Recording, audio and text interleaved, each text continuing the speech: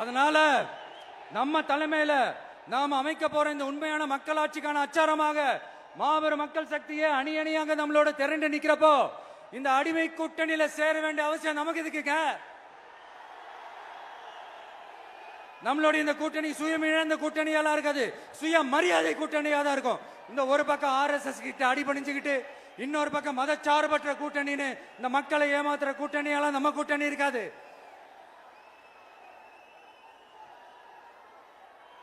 நான் இப்பவும் சொல்றேன், நம்மளை நம்பி வர்றவங்களுக்கு ஆட்சியிலும் அதிகாரத்திலும் உறுதியாக பங்களிப்பு செய்யப்படும்.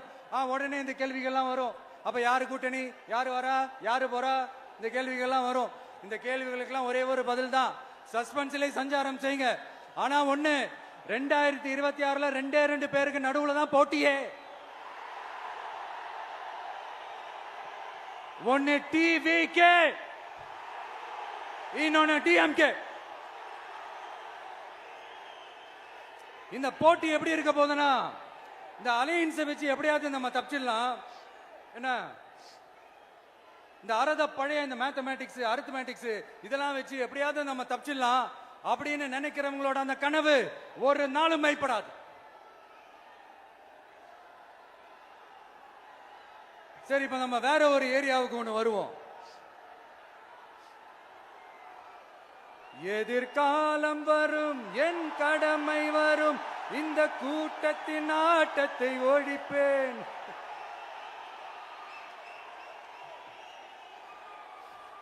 மக்கள் அரசியல் என்ற அந்த சவுக்க கையில் எடுக்கலாமா?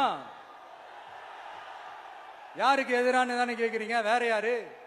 மறைமுக உறவுக்காரர்களான பாசிச பாஜகவும் பாய்சன் திமுகவும் தான். மாண்புமிகு பிரதமர் நரேந்திர மோடிஜி அவர்களே 3வது முறையா ஒன்றியத்தோட ஆட்சி அதிகாரத்தை நீங்க தானே கையில் வச்சிருக்கிறீங்க. இல்ல, நாங்க தெரியாம தான் கேட்கிறோம்.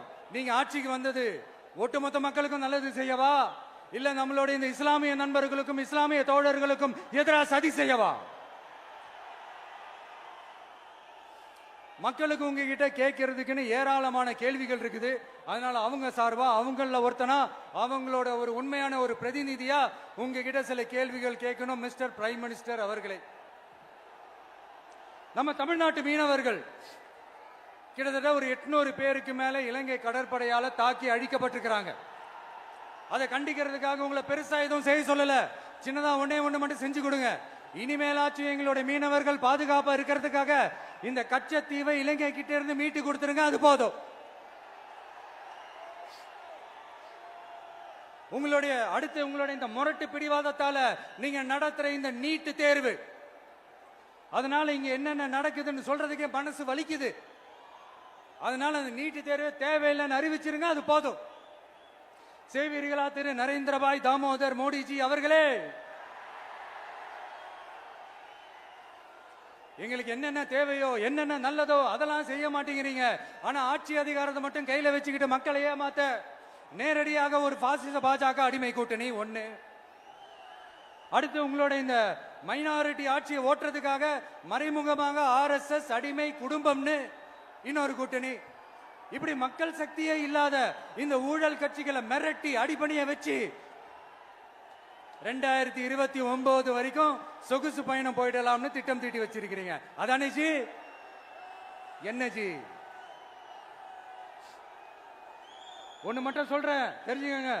என்னதான் நீங்க இந்த நேரடி மறைமுக கூட்டணி குட்டிகரணம் போட்டாலும் தாமரை இலையில தண்ணியே ஒட்டாது. தமிழக மக்கள் மட்டும் எப்படி ஒட்டுவாங்க?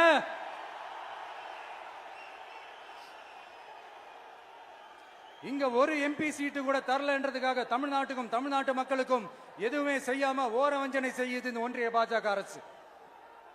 சங்கம் வச்சு தமிழ் வளர்த்த மண் இந்த மதுரை மண். அதனால இங்க அந்த கீழடியில கிடைச்ச ஆதாரங்களை எல்லாம் மறைச்சிட்டு எங்க நாகரிகத்தையும் எங்க வரலாறையும் அழிக்கிறதுக்காக உள்ளடி வேலை செய்யலாம்னு நினைக்கிறீங்க. தமிழ்நாட்டை தொட்ட என்ன நடக்கும் நீங்க பல உதாரணங்கள் இருக்குது. அதனால இதையெல்லாம் மறைச்சிட்டு எங்க மக்களை ஏமாத்திடலாம்னு மட்டும் நினைக்காதீங்க. மத நல்லிணக்கத்திற்கு பெயர் பெற்ற இந்த மதுரை மண்ணிலிருந்து சொல்றேன், உங்க எண்ணம் எல்லாம் ஒரு நாளும் ஈடேறாது.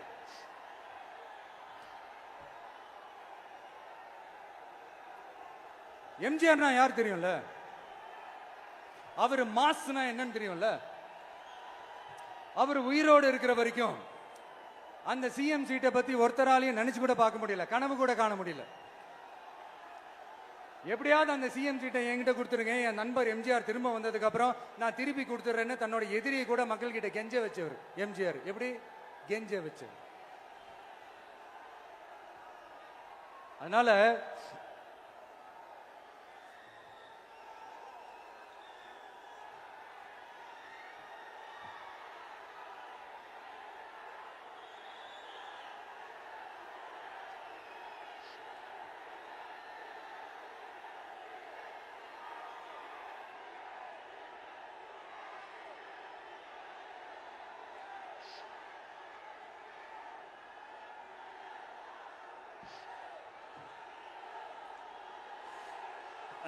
ஆனா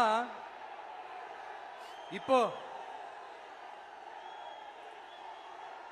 அவர் ஆரம்பிச்ச அந்த கட்சியை, எம்ஜிஆர் அவர்கள் ஆரம்பிச்ச அந்த கட்சியை கட்டி காக்கிறது யாரு? இன்னைக்கு அந்த கட்சி எப்படி இருக்குது? அதை நான் சொல்லிதான் உங்களுக்கு தெரியணுமா? அப்பாவி தொண்டர்கள் அதை வெளியில சொல்ல முடியாம வேதனையில தவிக்கிறாங்க.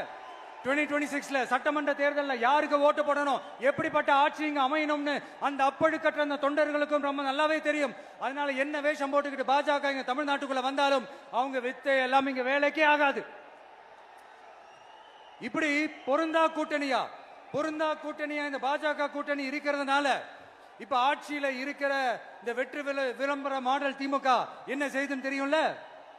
பாஜகவோட உள்ளுக்குள்ள ஒரு உறவை ஒண்ணு வச்சுக்கிட்டு வெளியில எதிர்க்கிற மாதிரி ஒரு டிராமா ஒண்ணு பண்ணிக்கிட்டு, எதிர்கட்சியா இருந்தா போங்க மோடின்னு பலூன் விடுறது, ஆளுங்கட்சியா இருந்தா வாங்க மோடின்னு கொடை பிடிச்சுக்கிட்டு கும்பிடு போடுறது. இது மட்டுமா? ஒரு ரைடுன்னு ஒன்று வந்துட்டா போதும், இது வரைக்கும் போகவே போகாத ஒரு மீட்டிங், அதை காரணம் காட்டி டெல்லிக்கு போறது, அங்க ஒரு சீக்கிரட் மீட்டிங் நடத்துறது. நல்லா நோட் பண்ணணும் மக்களே, அந்த மீட்டிங் அப்புறம் இந்த இஷ்யூ அப்படியே காணாம போயிருக்குமே. அதேதான் Stalin uncle, what uncle is very wrong uncle.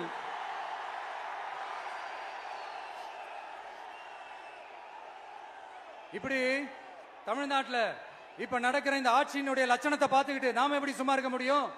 ஒரு தவறு செய்தால், அதை தெரிந்து செய்தால், அவர் கபட நாடக மு.க. ஸ்டாலின் அங்கிளாகவே இருந்தாலும், அங்கிள் உங்களுக்கு மனசாட்சின்னு ஒண்ணு இருந்துச்சுன்னா நாங்க கேட்கிற கேள்விகளுக்கு மட்டும் கொஞ்சம் பதில் சொல்லுங்க அங்கிள். நீங்க நடத்துற இந்த ஆட்சியில நேர்மை இருக்கா, நியாயம் இருக்கா, ஊழல் இல்லாம இருக்கா, சட்டம் ஒழுங்கு சரியா இருக்கா, பெண்களுக்கு பாதுகாப்பு இருக்கா, பொதுமக்களுக்கு பாதுகாப்பு இருக்கா, இயற்கை வளங்களுக்கு பாதுகாப்பு இருக்கா? சொல்லுங்க மை டியர் அங்கிள், சொல்லுங்க. டாஸ்மாக்ல மட்டுமே இது வரைக்கும் 1000 கோடிக்கு மேல ஊழல்னு சொல்றாங்க. அதுல மட்டுமா தப்பு நடக்குது? வேற எதுல தான் நடக்கல? உலகத்திலே மிஸ்டர் கிளீன் ரெக்கார்ட்ஸ் எல்லாம் உங்களுக்கும் உங்க கூட இருக்கிறவங்களுக்கும் மட்டும்தான் அங்கிள் கொடுக்கணும். இத பார்த்து வாயே இல்லாத ஊரு கூட வயிறு வலிக்கு சிரிக்குது. பெண்களுக்கு 1000 ரூபாய் கொடுத்துட்டீங்கன்னா போதுமா அங்கிள்? அப்படியே அது மூடி மறைச்சிடலான்னு பாக்குறீங்களா? படிக்கிற இடத்துல, வேலைக்கு போற இடத்துல, வெளியில போற இடத்துலன்னு அவங்களுக்கு பாதுகாப்பே இல்லைன்னு ஒட்டுமொத்த பெண்களும் கதறாங்க. அந்த கதறல் சத்தம் ஏதாவது உங்க காதுல கேக்குதா அங்கிள்? இதுல வேற உங்க அப்பான்னு கூப்பிடுறாங்கன்னு வேற சொல்றீங்க. What is this uncle? Is very very wrong uncle, is very very wrong.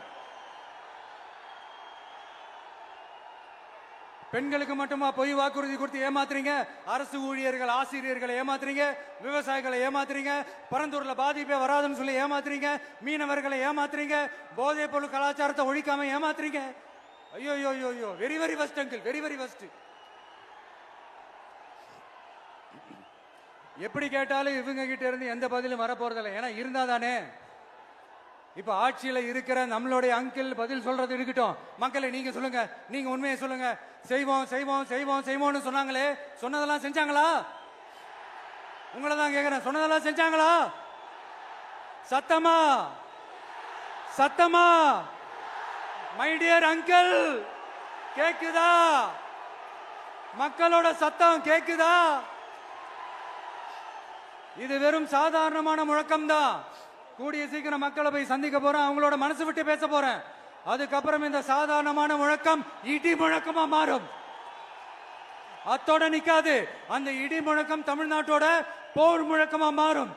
அந்த போர் முழக்கம் உங்களை ஒரு நிமிஷம் கூட தூங்க விடாது. நடக்குதா இல்லையான்னு பாருங்க.